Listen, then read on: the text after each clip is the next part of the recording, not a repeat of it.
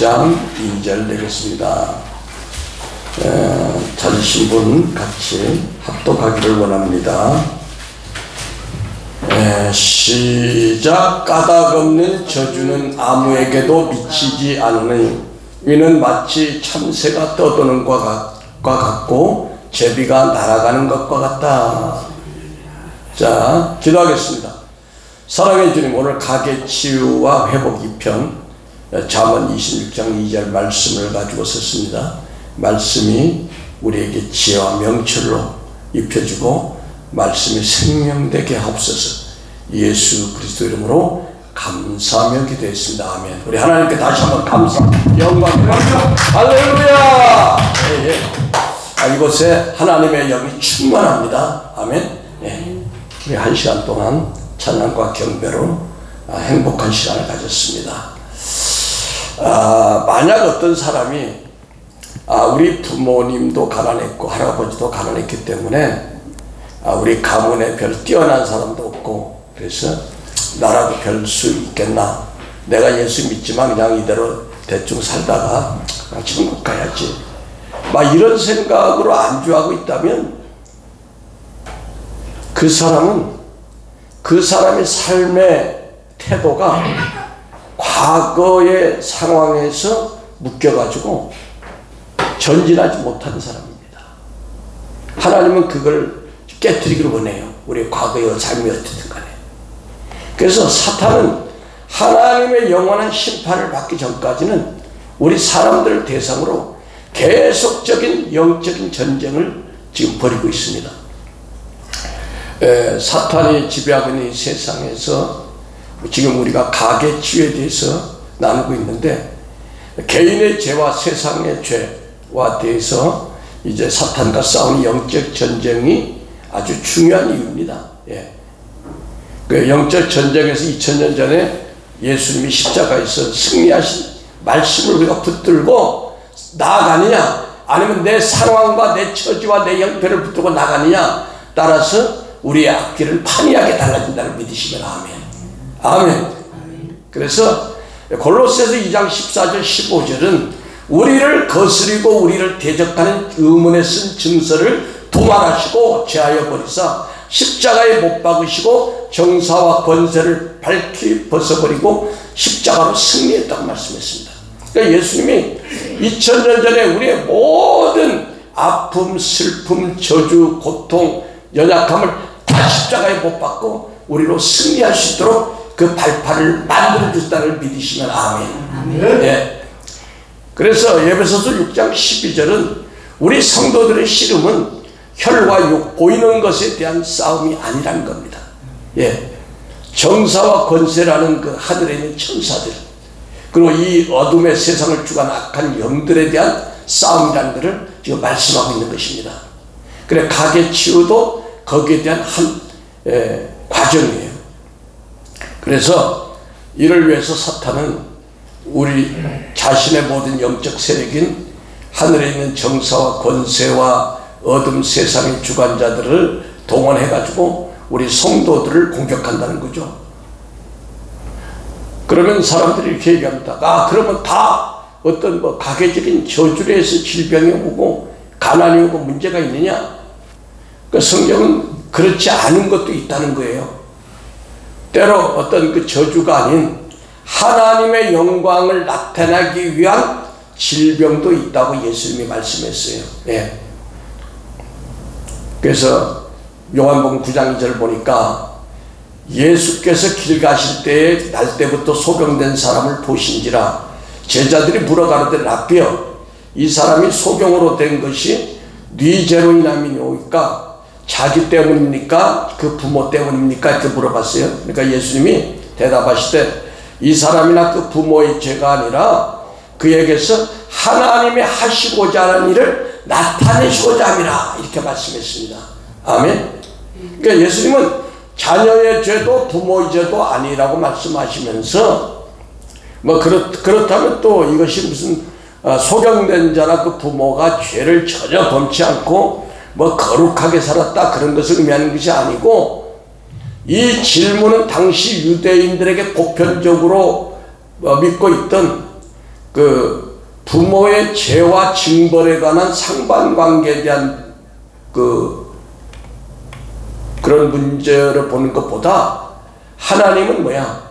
하나님은 사랑의 관점에서 하나님께서는 우리 연약한 인간들을 치료하고자 원한다는 데서 이 관점을 가지고 이 말씀을 이해하는 게 타당하다 할 것입니다. 그래서 하나님은 치유하는 하나님이다. 저가 채찍에 맞으고 너희는 나음을 입었다. 하나님은 우리를 뭐 치유하니까 몸만 치유하는 게 아니라 우리의 가난도 치유하고 우리의 환경도 치유하고 우리 국가의 잘못된 정치, 경제, 사회, 문화도 치유하고 우리의 모든 시스템을 치유하시는 하나님을 믿으시면 아멘. 예. 그래서 이 가계 치유를 우리는 성경적인 진리로 받아들여야 한다는 것입니다. 우리가 출애굽기 20장 4절에서 6절에 보면 그 조상들의 죄가 후손에 미치는 영향은 성경적으로 매우 분명하게 나와 있습니다. 우리 출애굽기 20장 4절에서 6절 한번 보겠습니다. 출애굽기 20장 4절에서 6절.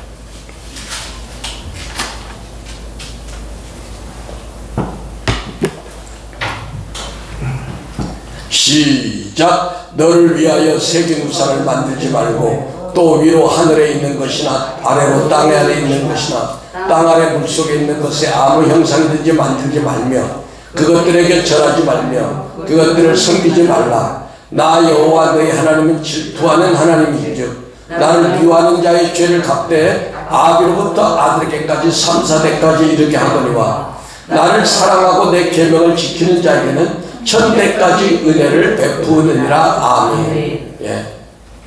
그 다음에 욥기 21장 19절에서 21절 한번 보겠습니다. 욥기 21장 19절에서 21절이요.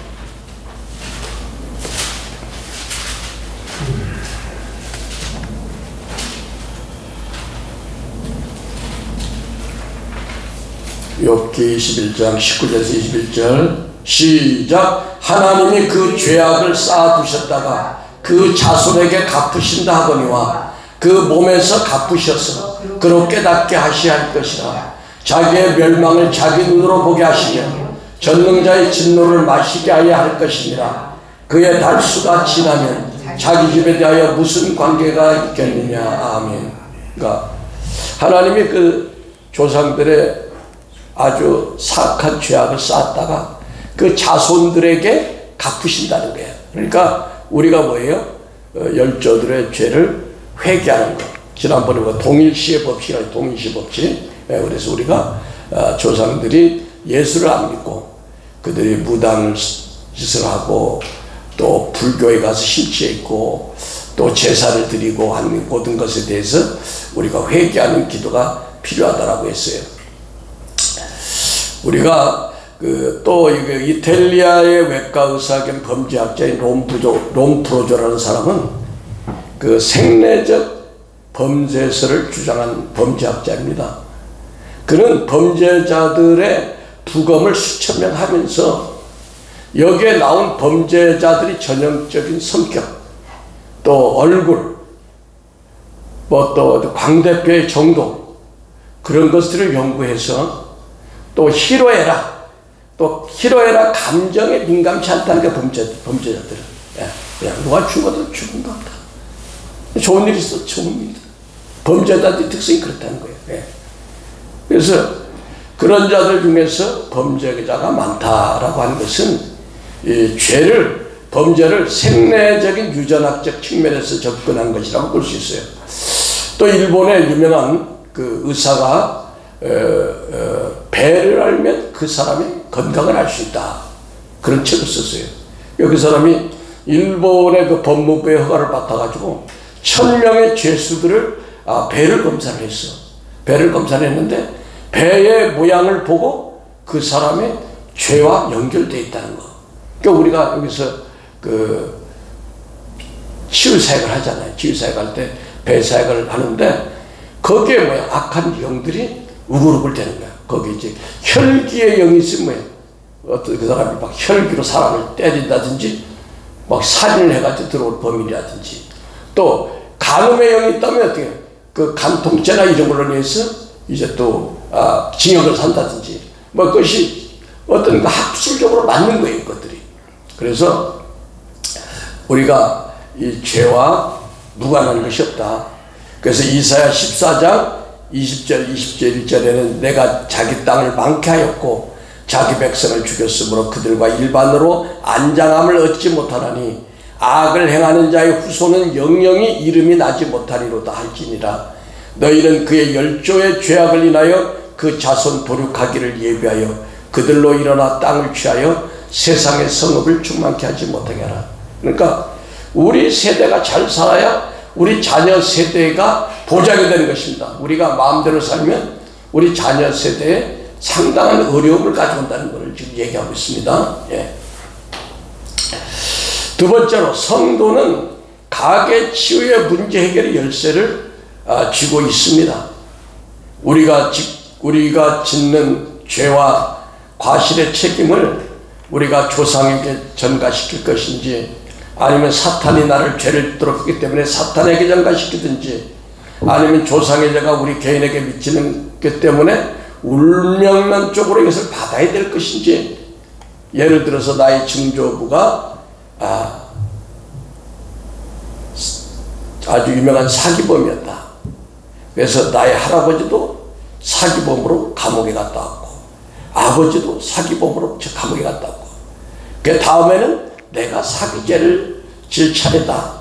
이렇게 자포자기하면 안 된다는 겁니다. 뭐 여러 가지 유형이 있죠. 어떤 사람은 가게에 할아버지 때부터 폐암으로 죽었어. 아버지가 폐암으로 죽었어. 형제가 보니까 또 맏형이 폐암으로 죽었어. 그러면 내게 올 것인가? 우리가 가게에 흐르는 그런 어떤 질병이나 저주들을 부정할 수는 없지만, 그러나 각 세대에는 나름대로 죄와 선을 선택할 자유의지를 하나님께서 주셨다는 겁니다. 예. 그래서 조상의 저주를 우리가 끊어버릴 수 있는 그런 선택권이 우리에게 있다는 것입니다. 이걸 방치해버리느냐, 내 세대에 끊어서 우리 자녀들에게 축복이 흘러가게 할 것이냐, 이게 각 세대 각자 성도에게 책임이 있다는 것입니다. 역대하 30장 7절 보면 너희 열조와 너희 형제와 같이 하지 말라. 저희가 그 열조의 하나님 여호와께 범죄한 거로 여호와께서 멸망에 붙이신 것을 너희가 목도하는 바라.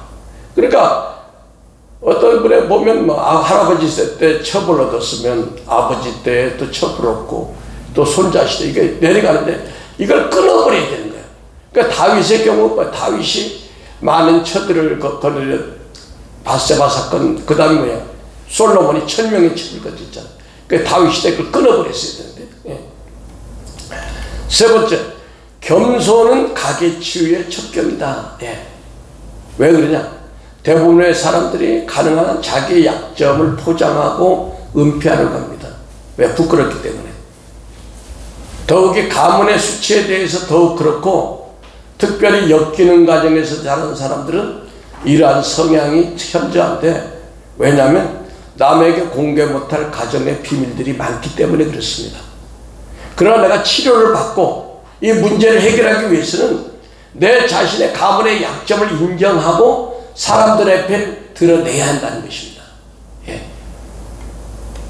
만약 간음의 영이 흐르는 가게에서 자란 사람이 겪는 성적인 유혹과 고통이 그걸 숨기면 편해. 그러나 그것을 드러놓고 나누었을 때 이런 약점을 공개한 사람과 그 이야기를 들은 사람 중에 누가 더 용기 있고 누가 더 거룩한 도전을 하는 사람이냐, 거기에 대해서 약점을 공개하고 도움을 요청하는 사람이 더 믿음이 있고 거룩을 도전하는 사람이라는 것입니다.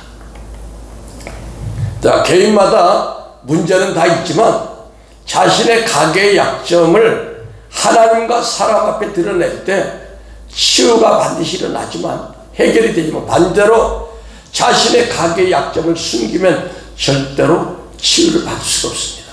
예. 지금 이 가계 치유 시간에는 지금 그걸 얘기하는 거예요. 여러분 성경에 불을 좀 켜세요.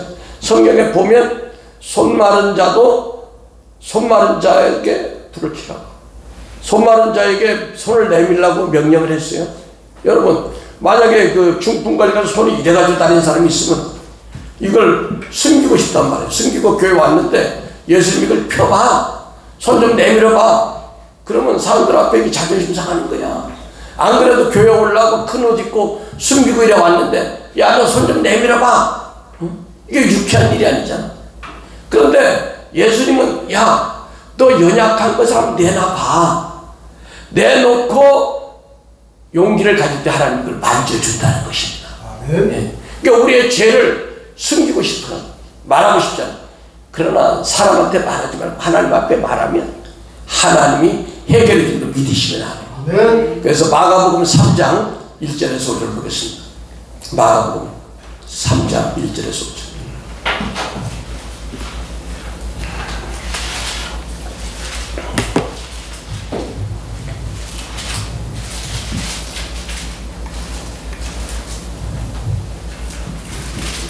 마가복음 3장 1절 찾으셨습니까? 시작. 예수께서 다시 회당에 들어가시니 한편 손 마른 사람이 거기 있는지라 사람들이 예수를 송사하려 하여 안식일에 그 사람을 고치시는가 엿보거늘 예수께서 손 마른 사람에게 이르시되 한가운데 일어나 서라 하시고 너희에게 이르시되 안식일에 선을 행하는 것과 악을 행하는 것 생명을 구하는 것과 죽이는 것 어느 것이 옳으냐 하시니 저희가 잠잠하거늘 저희 마음의 완악함을 근심하사 노하심으로 저희를 돌보시고 그 사람에게 이르시되 내 손을 내밀라 하시니 그가 내밀 때 그 손이 회복되었더라. 예. 그러니까 이 손 마른 자가 부끄러워 예수님 그런 걸 이런데 앞에서 사람들 앞에 그걸 지적을 해요. 예수님 모르게 살짝 해주지. 예수님 참 눈치도 없어요. 이러면 안 되는 거예요. 예수님이 하나님이거든요. 하나님의 권능 앞에서 자기 자아를 깨뜨리는 거예요. 야, 나의 연약함을 내놓는 거예요. 제가 이렇게 상처 치유를 하다 보면 어떤 일이 있냐면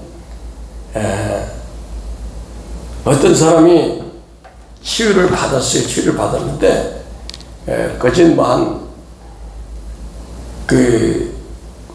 70%는 치료를 받았어요. 근데 나머지 30%가 아주 굉장히 중요한 문제야. 그것 때문에 수십 년간 쌓아왔어. 그런데 그거를 얘기하려고 그러니 자존심 상하고 창피하고 그냥 갔어. 그래서 괜찮을지 않았는데 어떤 생활을 하면서 그것이 다시 붉어진 거야. 붉어지면서 나중에 또 얘기를 해. 이제 괴로우니까. 사실 그때는 힘들어서 창피해서 얘기를 안 했는데 사실 이런 문제가 있었어요. 그건 뭐야? 그 늦게 치료를 받는 거야. 그리고 그러면 그 치료 시기가 굉장히 길어져. 그러니까 뭐냐? 우리는 그냥 하나님 앞에 내놓는 거야, 문제를. 응? 하나님 앞에 내놓으면 하나님이 손 마른 자를 고쳐준다니까요. 그러니까 우리의 겸손이 필요하다는 거예요. 겸손이. 그러니까 우리 가게에 문제가 있다, 뭐 이런 거 결코 자랑스러운 일이 아니야. 가게에 무슨 정신병자가 있다, 좋은 게 아니잖아 이게. 그러나 어떻게 그걸 드러내놓고 고쳐야 될 거 아니에요. 그걸. 고쳐야 치료를. 의사한테 갔으면 의사한테 허벅지 여파가 났으면 창피해서 내가 여자기 때문에 의사한테 안 보내. 그럼 의사가 어떻게 고쳐줍니까? 안 보여주는데 보여줘야 고쳐주죠. 마찬가지야. 그래서 자기 자신과 가게에 흐르는 또 문제가 있는 걸 알지만 인정하고 싶지 않은 교만 때문에 문제를 은폐하거나 포장하면 영원히 치료받지 못한다는 거예요. 예. 세 번째는 성령 안에서 가게의 저주를 우리는 이제 그걸로 끝나는 게 아니라 축복으로 바꾸는 하나님의 권세와 능력을 활용해야 된다는 것입니다. 예.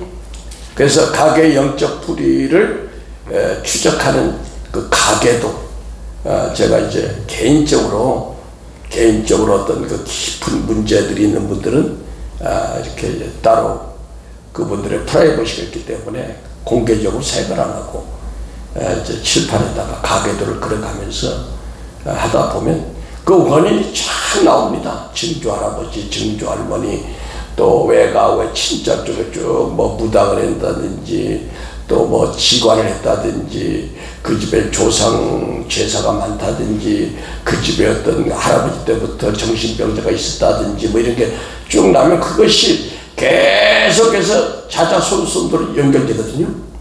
그래서 그 특정한 죄를 회개하고 끊어버려야 돼. 그 영을 쫓아내야 되는 거예요. 예. 마태복음 13장 26절 한번 보겠습니다. 마태복음 13장 26절에서 30절까지.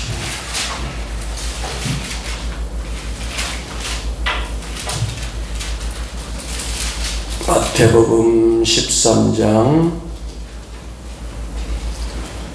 26절에 30절 시작. 싹이 나고 결실할 때 가라지도 보이거늘 집주인의 종들이 와서 말하되 주여 밭에 좋은 씨를 뿌리지 아니하였나이까. 그런데 가라지가 어디서 생겼나이까. 주인이 이르되 원수가 이렇게 하였구나. 종들이 말하되 그러면 우리가 나서 이것을 뽑기를 원하시나이까.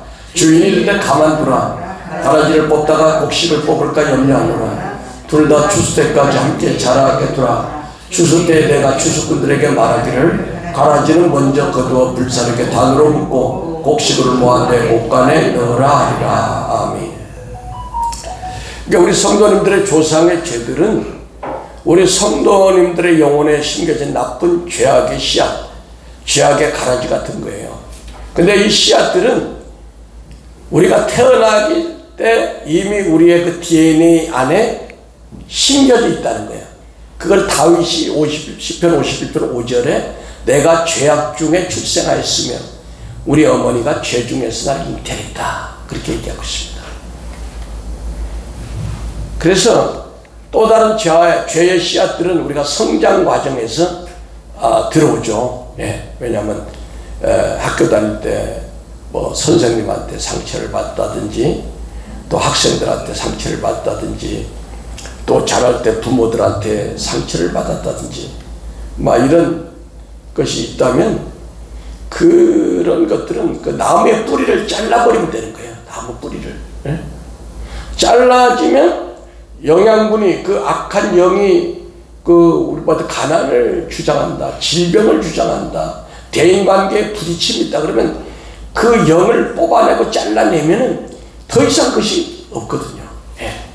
그래서 악한 영을 축사한 후에 이제 다시 들어오지 못하도록 하는 것도 중요합니다. 예. 많은 분들이 이곳에 와서 치료받고 그것을 그냥 단회적으로 나 다 됐어 이렇게 생각하는데 나중에 가보면 뭐예요? 더 어려운 형편이 있어. 왜? 그 속에 또 귀신이 나가서 그 안에서 깨끗하게 소재됐는데 비어있어. 거기에 말씀으로 채워져 있고 성령의 기름으로 채워 있고 성령의 불로 채워 있고 찬양의 불로 채워 있고 해야 되는데 그냥 치료받으니까 좋다 이제 세상으로 막 하다 보니까 악한 영이 7배로 들어가서 옛날보다 더 나빠졌다는 거예요. 그래서 우리가 치료를 받은 거야. 성경을 계속 읽고 시간 내서 또 찬양하고 기도하면서 이걸 치워야 되죠. 그러면 뭐야? 악한 영들이 경기를 못하는 거예요. 예. 그래서 마태복음 28장 20절 내가 너에게 분부한 것을 가르쳐 지키게 하라. 볼지어다 내가 세상 끝날까지 너희와 항상 함께 하시니라. 이렇게 말씀했습니다. 그 다음에 성도의 삶과 가계위의 역사는 하나님의 권세를 주장해서 우리가 이기는 자가 되라. 예. 우리 가정은 대대로 건강한 사람이 없어요. 우리 가정은 70을 못 넘겨요. 다 죽었어요. 또 우리 가정의 여자들은 가면 다 이혼당해요. 뭐 그런 가정들이 있죠. 예. 또 어떤 가정은 그냥 할아버지 때부터 그냥 노름으로 그냥 꽉 쩔은 집이 있고. 그래서 하나님은 거기에 눌리지 말고 우리가 이기는 자가 되라는 겁니다. 창세기 3장 15절에 내가 너로 여자와 원수되게 하고 내 후손도 여자의 후손과 원수가 되게 하리니 이 여자의 후손은 내 머리를 상하게 할 것이요 너는 그의 발꿈치를 상하게 할 것이라 하시고. 자, 여기에 여자가 나와요. 여자니까 우리가 그냥 보는 남자 여자를 영적으로 여자는 교회를 얘기합니다. 그 주님의 신부들을 얘기하는 거예요. 믿습니까? 예. 그래서 이 원수들은 우리가 주님의 신부된 우리 교회들을 끊임없이 공격하려고 하는 거예요. 예. 발 걸고 넘어지게 하려고. 그래서 우리가 계시록 12장 1절에 3절 한번 보겠습니다. 요한계시록 12장 1절에 3절. 그 여자를 풀어야 돼요. 여자의 비밀을 풀어. 예. 그 영적 전쟁에 승리해야 됩니다.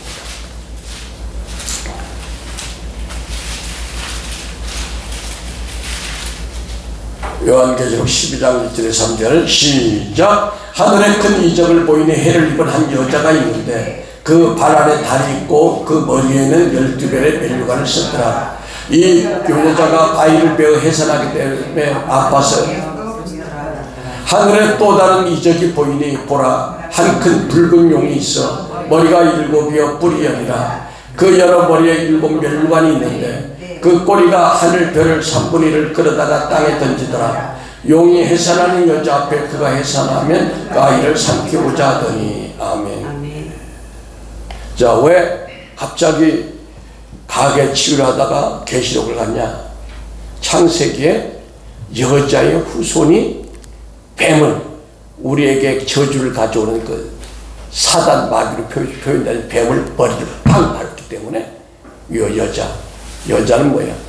여자는 하나님의 교회, 또 각 우리의 주님의 신부들을 얘기한다고 그랬어요.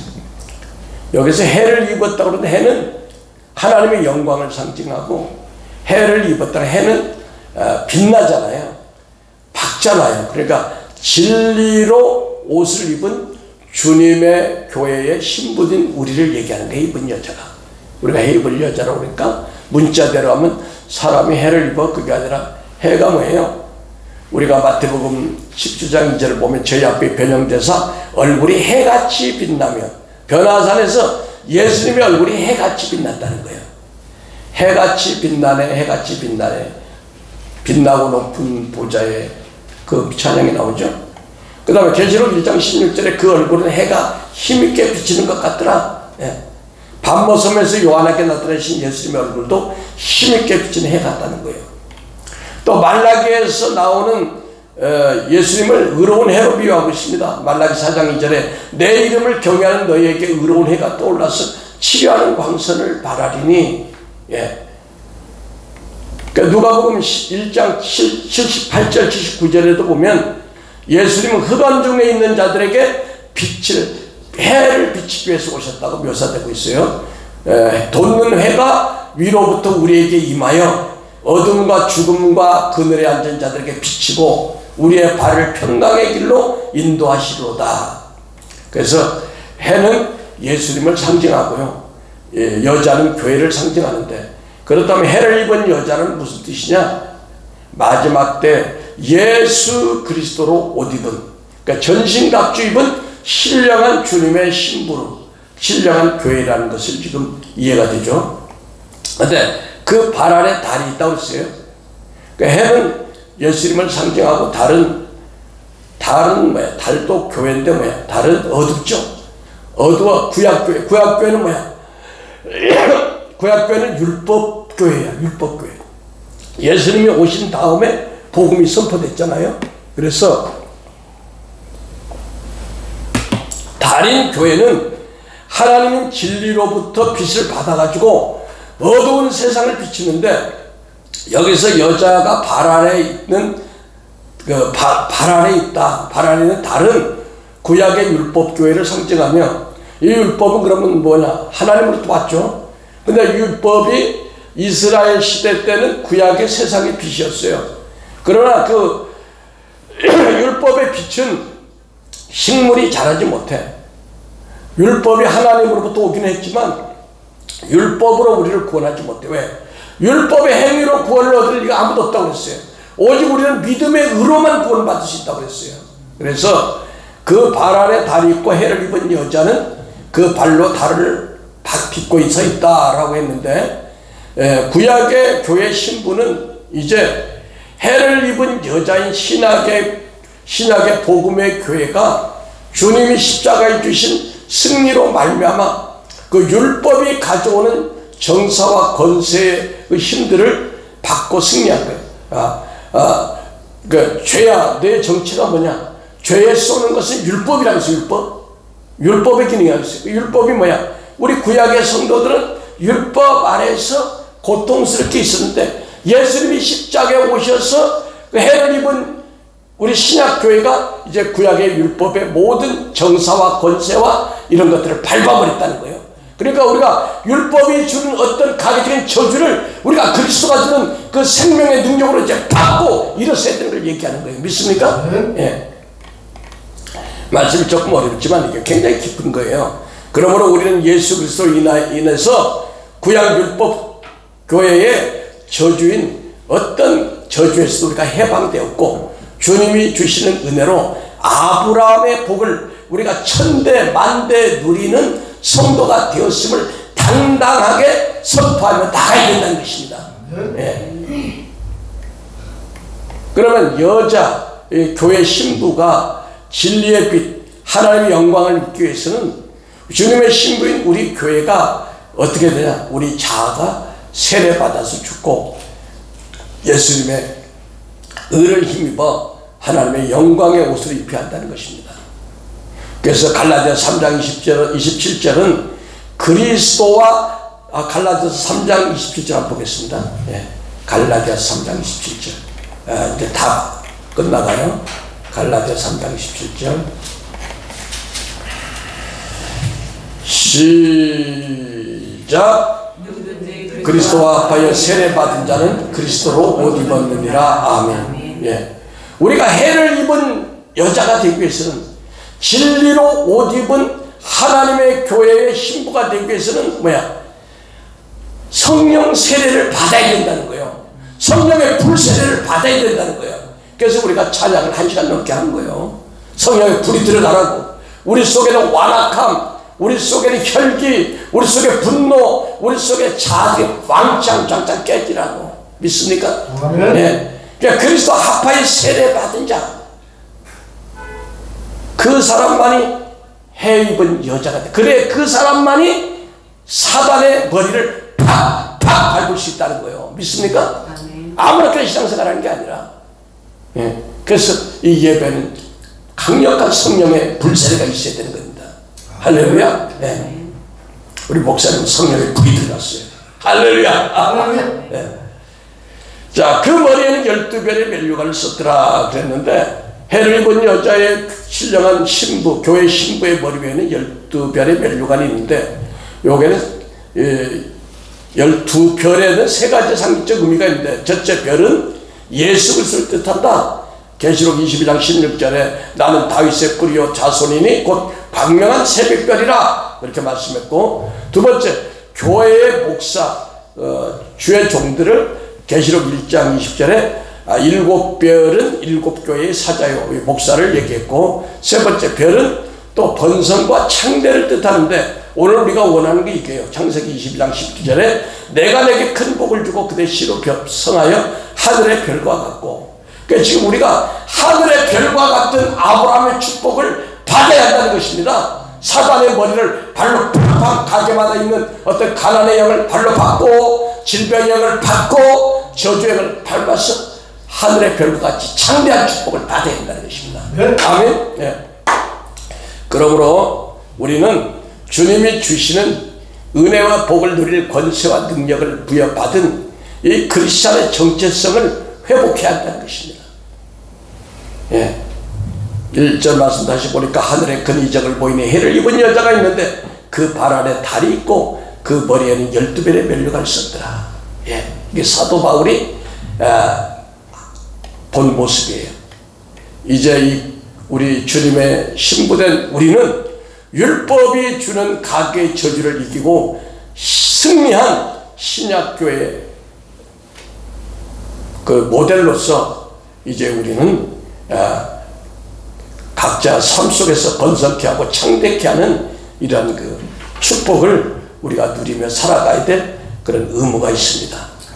예, 그래서 이제 주님의 신부인 우리는 그리스도가 2000년 십자가 이겨놓은 영적 승리의 바탕 위에서 각자 가게에 흐르는 어떤 죄악과 어떤 저주, 어떤 질병도 끊어버리고 승리할 수 있는 발판을 하나님께서 십자가 위에서 그 아들 예수 그리스도를 통해서 마련해 놨음을 감사 찬양하면서 믿음으로 전진해 나가는 저와 여러분이 되실 것을 예수님으로 축원합니다. 축원합니다. 축원합니다. 기도하겠습니다. 사랑의 아버지 하나님 감사합니다. 오늘 아버지 가게 치유와 회복 이 편을 우리에게 허락하시니까 감사합니다. 아버지 하나님, 우리가 늘 죄와 질병과 연약함에 우겨 쌓이는 것이 아니라 아버지 주님께서 2000년 전 십자가에 이긴 그 영광의 그 은총을 힘입어 그 말씀과 믿음으로 승리하는 저와 모두가 될 수 있도록 축복하여 주시옵소서. 감사하며